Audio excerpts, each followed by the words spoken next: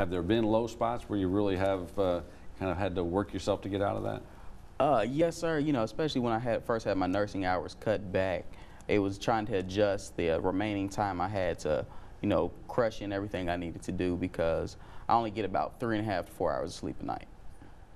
So you're living on your own in an apartment or something now? No, I was living on campus in my own room at Lane, but now I've had to go back home because I need a little bit more assistance because I don't have the, you know, all the time I need with nursing. So your family's still here in Jackson? Yes, sir. My mom and my dad. Yes, sir. Okay. And your younger brother? Do you have other siblings? Just a younger brother. He's at TSU in the engineering program right now. Oh, good.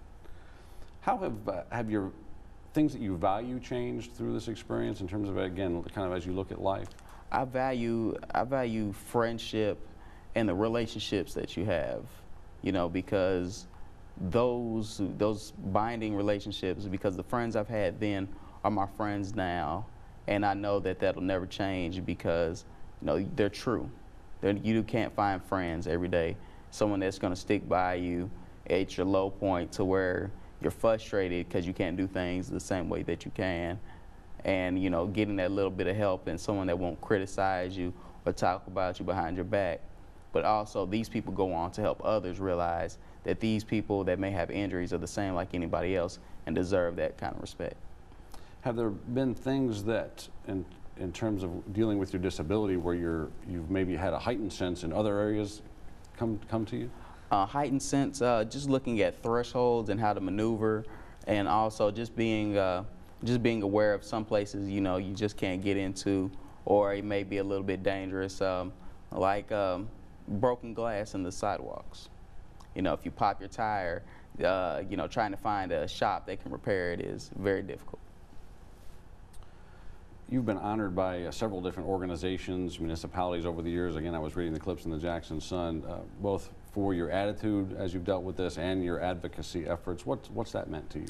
It's meant the world because they've seen that I am trying to do something positive, as well as being a younger person to approach this, because a lot of the people doing advocacy now are those that are maybe 40, 50, and you know, just being able to step up to the plate to kind of fill in their shoes has been wonderful. Is there one of those instances that stands out in particular to you, that's particularly meaningful? Glenn, being recognized by Glenn Barr. He was the former director of Jackson Center for Independent Living. He passed away not too long ago. He was from Dyersburg, and he was injured as a young adult in a car wreck. And just being honored by him and being able to be a part of the board and just helping being able to make decisions and just being able to impact people's lives is very touching. Were you approached by other people who had similar injuries after yours occurred that helped you? Yes, sir. How did they do that? You know, seeing me, because I'm not someone to live behind closed doors or not be seen, I try to get out to the movies and just seeing, you know, people say, hey, you know, you're really making a difference because, you know, you're informing people things are not right, you know, because I do drive now, going to Kroger's, so they had, you know, newspaper and drink machines that were too close to the ramps, and just getting them to slide them over just a few inches, it just makes the world a difference. Are there some particular people in particular who stand out in terms of those who've been helpful to you along the way? Dr. McClure from Lane College, allowing me to have a scholarship to attend Lane College has been a true blessing. Frank McMean from West Tennessee Healthcare, just, you know, just a lot of people, individuals. What do you do when you're not at school now?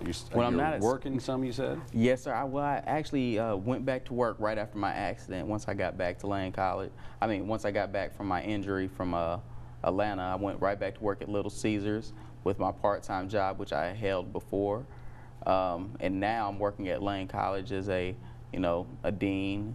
I kind of help students out with their scheduling, just, help them get through their everyday college life. And where do you hope to go? And you hope to make politics your career, or are you thinking of that as a sideline in terms of a business career too, or? Just letting the Lord lead me. I would like to make it a full-time career, but if not, just as long as I'm able to help others. What are you doing to kind of pave the way for that political future at this point? Well, right now, just increasing my education and just, making the connections and networking and trying to, keep up to date. Talk about what might be some common misconceptions that people have about someone who's been paralyzed or maybe faced a similar disability. What kind of misconceptions do you often see out there? That we're not, I know that there are some people that are very bitter because they're, in a wheelchair, but everybody's not bitter. And, we're people, we have feelings, just like anybody else. And also, hey, we have fun, we get out to the movies, the clubs, and, we date, and hey, we do everything. What do you enjoy to do now when you're not working or going to school? I enjoy getting out. I was able to join a fraternity in college, Alpha Phi Alpha, and I enjoy going out doing community service with my fraternity brothers, and just being able to relax outside, read a good book, and enjoy basketball games. Talk about independence. That was something I know that you said you wanted to make sure we touched upon. That's something that's very important to you. I read you mentioned you're driving now. That's got to be a key factor. But how does that factor into the way you're feeling about yourself and what you can do? Well, especially entering driving has made me, appreciate things a lot more, because now I don't have to rely on my mom or my little brother or somebody to drive me around. I'm able to get up and go wherever I want, whenever I feel like it.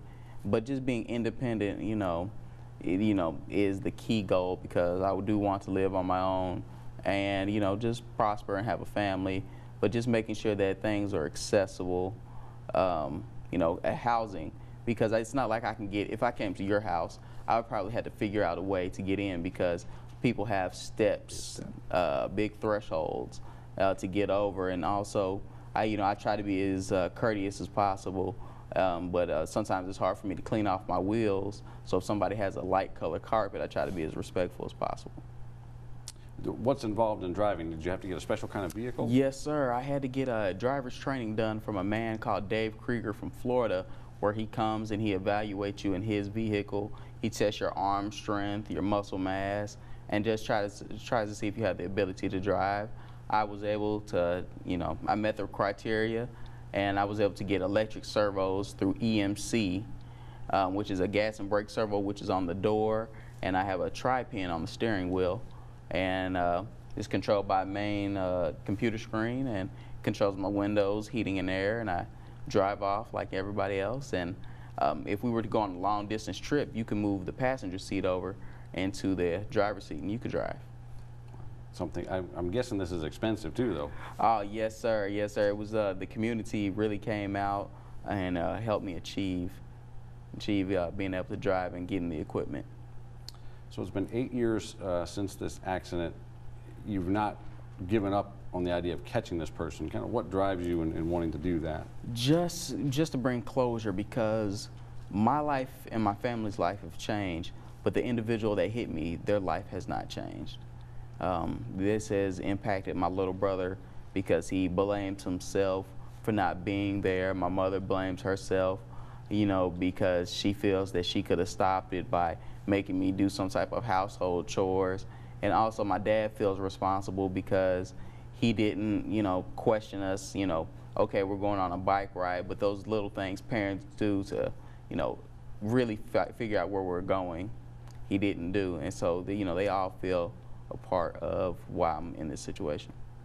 I read in one of the interviews that you gave that you said you'd forgiven the person who hit you. What did it take for you to come to that?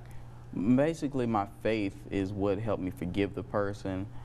I understand accidents happen, but, people still need, justice still needs to be served, and just basically a simple explanation of why would you clip me from behind.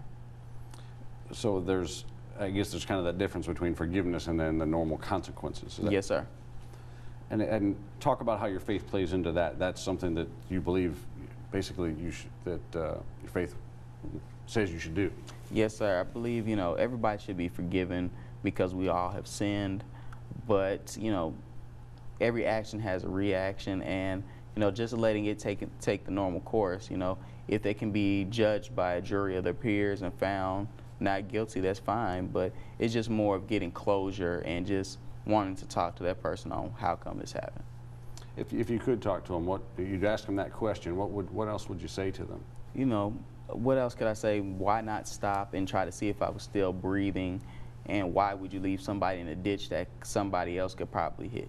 Because it was more than likely, if my brother would not have been there, I could have been there for hours.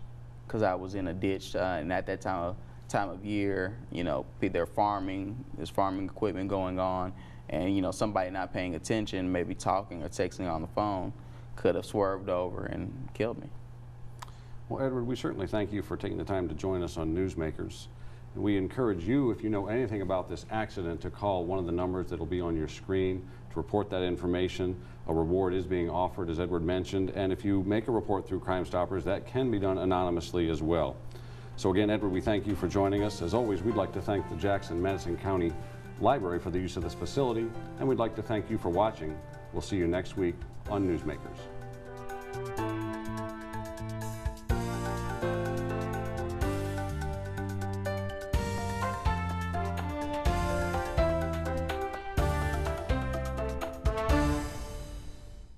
The flowers are blooming, the birds are chirping, and spring is here. That means one thing. It's parade time in West Tennessee. WLJT is there to bring all of the excitement of this year's West Tennessee Strawberry Festival Parade right into your living room. We'll have all of the beautiful queens, all of the great sounding bands, and all of the fabulous floats. It's the West Tennessee Strawberry Festival Parade right here on WLJT Channel 11. Sunday afternoon at 3:30.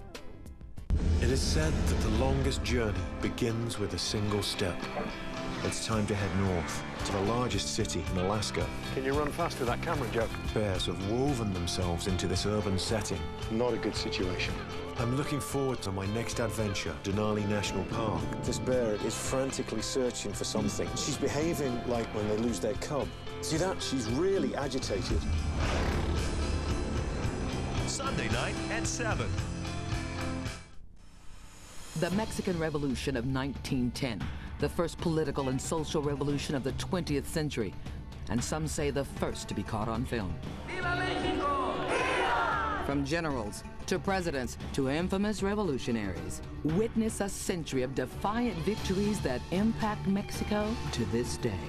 The storm that swept Mexico. Sunday night at 9.